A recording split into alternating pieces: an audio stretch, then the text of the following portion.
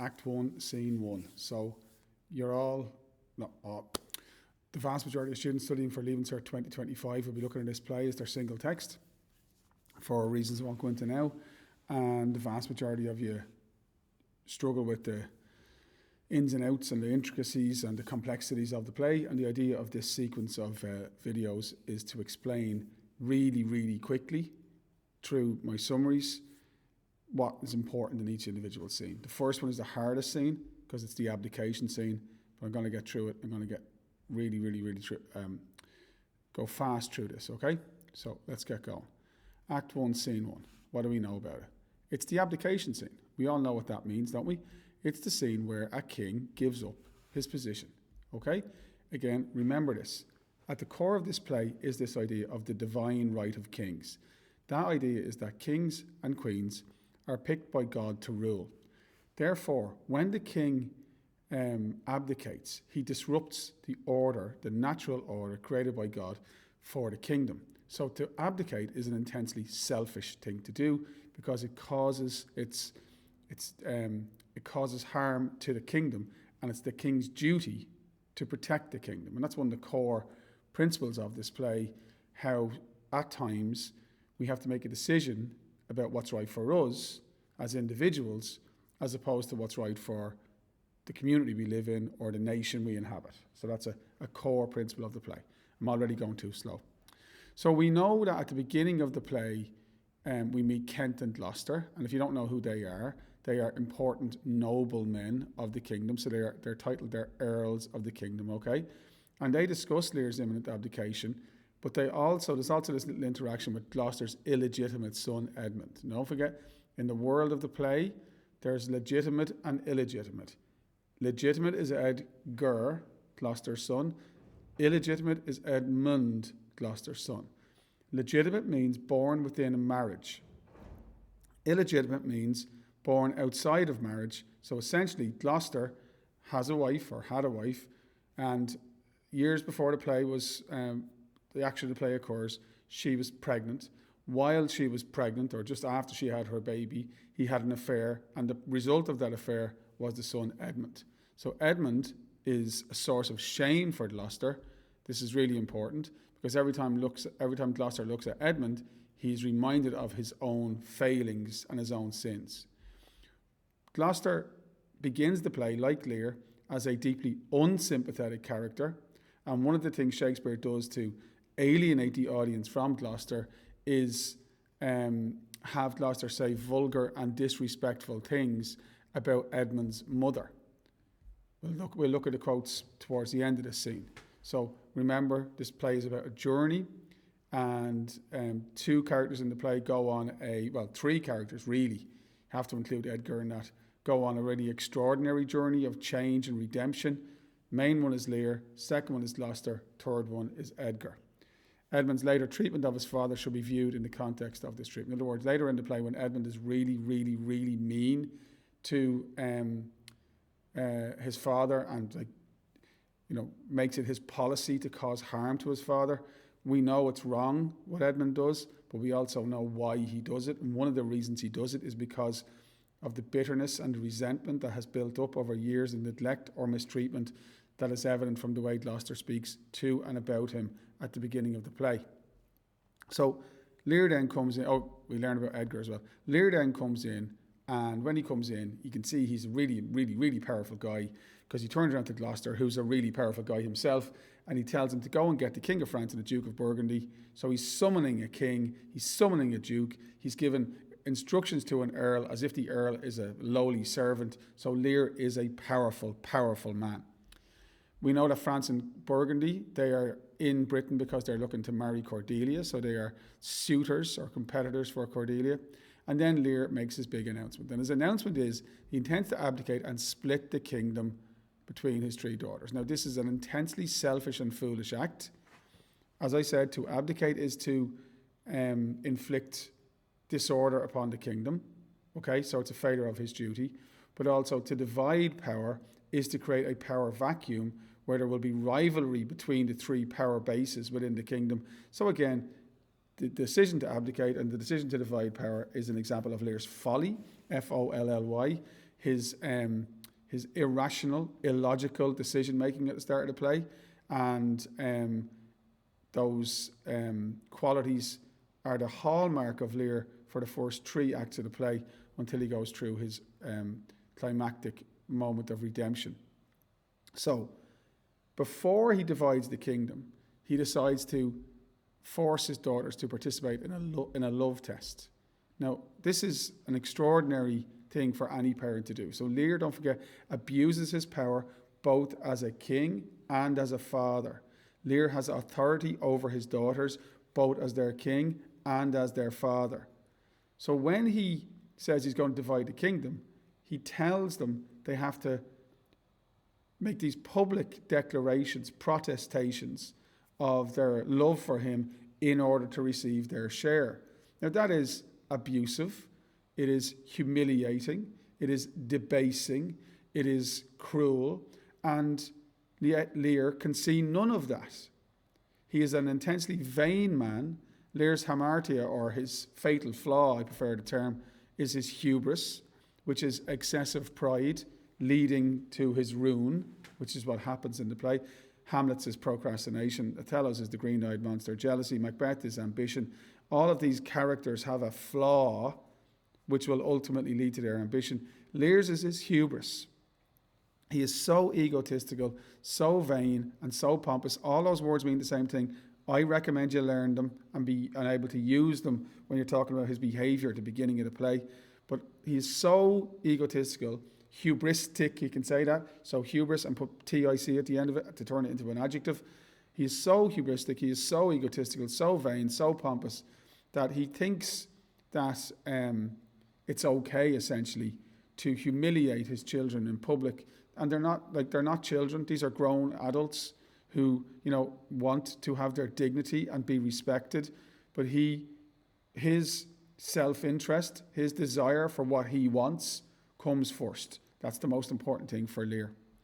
So what we know is that Goneril and Regan, the 2 oldest daughters, they say, okay, and they play the game. I love you more than words can be able to matter. I am alone felicited in your dear highness's love. I am of that self-same metal as my dearest sisters. We know, as my sister. And we know that they comply in a cynical way.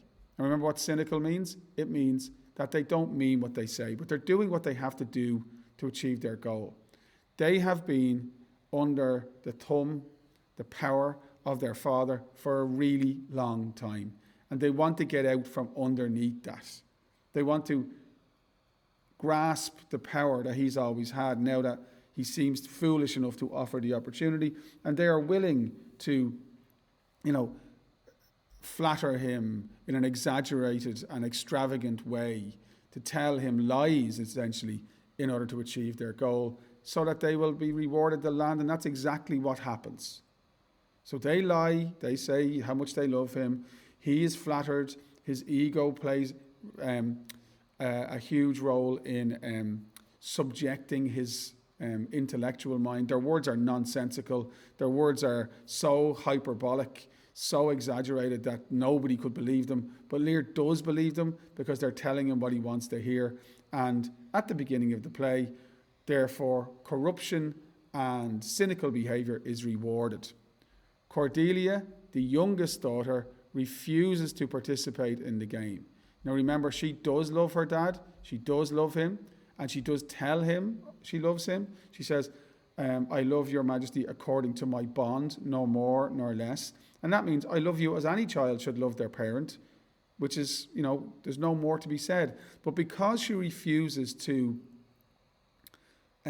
express that love in the kind of exaggerated language Lear wants, he feels that she's being disrespectful. He feels that she's being defiant. And of course, his reaction to her refusal to participate in the love test is entirely irrational, entirely illogical, entirely damaging to himself, but he doesn't have the power to stop himself. So he becomes really angry. He is incensed by her. He wants her to bend before his will.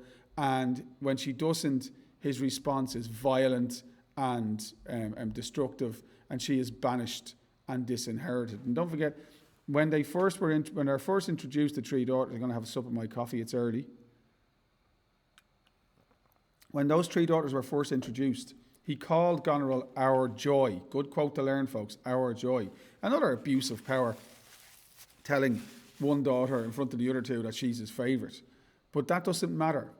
Lear is one of the wonderful themes in this play is the theme of deception, or appearance versus reality. The sense that not everything can be trusted on its merits, that things aren't what they initially appear to be. And Lear comes on stage and he's Mr. Alpha Male. He's King Lear. He summons other kings and lords. He gives instructions to, powerful men. But essentially, what we realise really quickly is that he's weak. And his weakness is internal.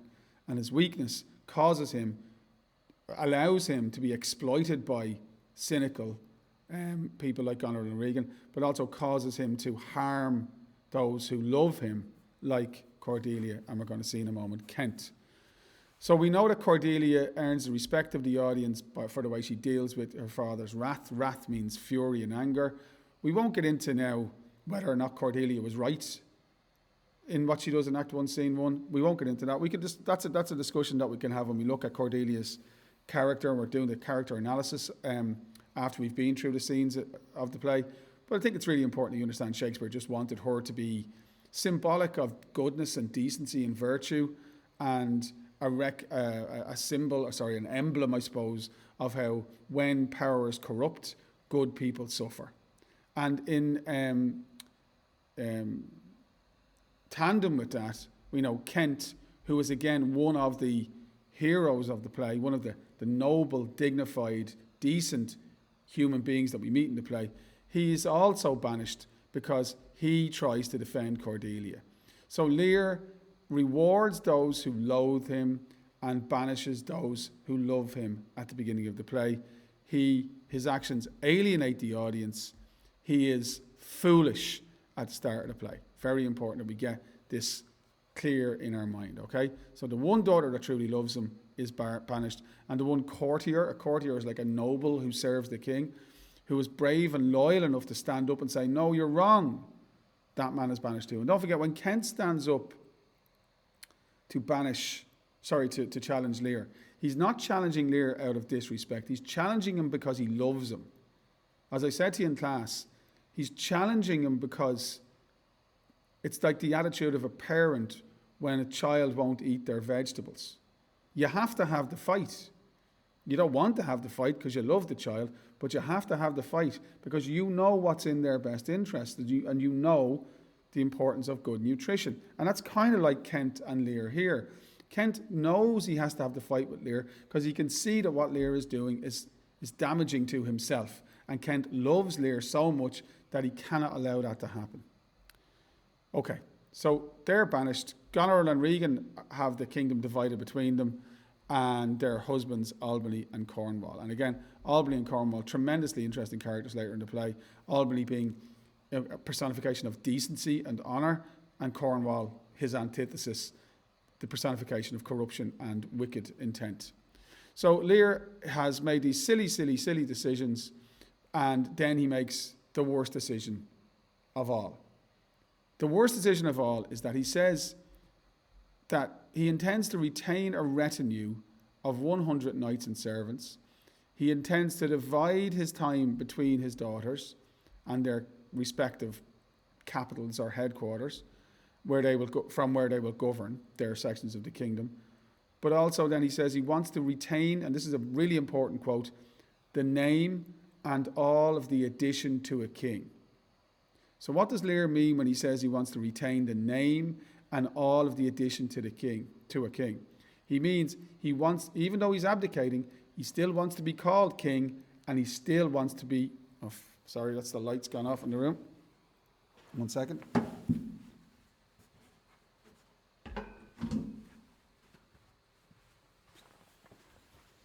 you want a timer? He still wants to be called king, and he still wants to wield the power of king. Now, how is that possible?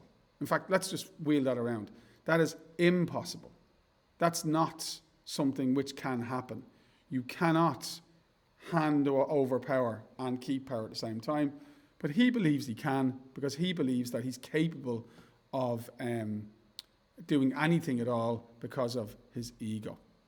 So the scene ends with Lear, having created this, having said at the beginning that he was doing what he was doing to prevent future conflict. The scene ends with him having guaranteed future conflict. He tries to destroy Cordelia's life, which suggests that he is vindictive. Okay, again, alienating the audience. We don't like him at the start. But Franz steps in, and despite the fact that she has no dowry, he says she is herself a dowry. A dowry, one of the great, I love that line so much. It's a brilliant line. She is herself a dowry. And Cordelia goes off to France. And as the scene ends, Goneril and Regan come together and they conspire against their father. And they say, look, if he is allowed to do what he plans to do, then this, handing over power to us will just be a nonsense, because he's just going to take it back. He's just going to overrule us. So we're going to have to show him now that things have changed. And I want to make this clear. At the beginning of the play, Goneril and Regan are entirely sympathetic characters. They've been humiliated by their father. They've been put in an invidious position. Invidious, I-N-V-I-D-I-O-U-S, which means a position no one would envy. And what choice do they have other than to show their irrational father that the situation has changed and he cannot hand over power and then retain it? So the plan or the plot to show him who's boss is evident by the end of the scene. Now, I know I've gone on too long. Just want to show you some of the important quotes. Here's Gloucester talking about how he's ashamed of Edmund. I have so often blushed to acknowledge him. Here he is alienating the audience and his son by boasting about the sex he had with Edmund's mother. Yet was his mother fair, there was good sport at his making, and the whore son must be acknowledged. Really divisive and ugly language used by Gloucester. Lear's famous abdication. I would be getting my students to learn all these quotes. You need to learn as many of them as possible. Know that we've divided in three our kingdom. 'Tis our fast intent to shake all cares and business from our age. He sounds reasonable there. He sounds like a decent man who cares about his kingdom, who wants the best, who knows he's not able for the weight and the responsibility of the job anymore. But again, illusion, appearance and reality. That's not the reality at all. So here he is. If you're going to guarantee quotes you have to learn, that's one. Here's another one. He says, we have this hour a constant will to publish our daughter several hours, that future strife may be prevented. Now, of course, this is indicative of Lear's blindness. Blindness is an important theme in the play. He's blind to the fact that what he's doing will guarantee future strife. Strife is conflict. Here's Goneril lying, saying, Daddy, I love you more than words can wield the matter. There are no words to explain the extent of my love. Lie, lie, lie. Here's Regan saying, yeah, me too, Daddy. I love you too, Daddy. I am made of that self-same metal as my sister. And when Cordelia is asked, she says nothing, and he immediately threatens her. Nothing will come of nothing. She says, I love your majesty according to my bond, nor more nor less, which is reasonable, but he is not a reasonable man. And his response is to disown her and banish her. And he calls her his sometime daughter. You used to be my daughter. You're not anymore. Because you have disgraced yourself by defying me, you're banished. A horrendous thing for any father to do, particularly in this context. When Kent tries to step in a brilliant example of Shakespeare's use of vivid imagery, Lear warns him, come not between the dragon and his rat. In that context, the dragon is Lear, his rat is Cordelia. He says, don't step in between me and her or you're going to get hurt. The final thing that's really, really important for you to learn from this scene is this ridiculous, paradox that Lear presents to his daughters. He says, ourself by monthly course, with reservation of 100 nights by you to be sustained, shall our abode make with you in due turn, only we shall retain the name and all the addition to a king. Now that's just so important. So he wants to keep a private army, which means he's keeping power. He wants them to pay for that private army, which is a huge imposition upon them and takes away their freedom. And then he says, you have to still call me king and treat me like I'm the king. And what's the one thing you have to do for a king? Obey them. So has he handed over power? Says he has. Does he in reality, does it look like he's going to? No. Kent again steps in to tell him he's being silly. Again, brilliant use of imagery. The bow is bent, made from the shaft. The bow is a weapon of destruction. He's threatening to use his power to destroy Kent, an abuse of power. Kent's response is wonderful. Be Kent unmannerly when Lear is mad. It's the first time that Lear being mad is mentioned, and madness, of course, is an important motif in the play. Then this quote that I used to get students to learn, but I don't anymore because I think they find it too hard, but I just love it.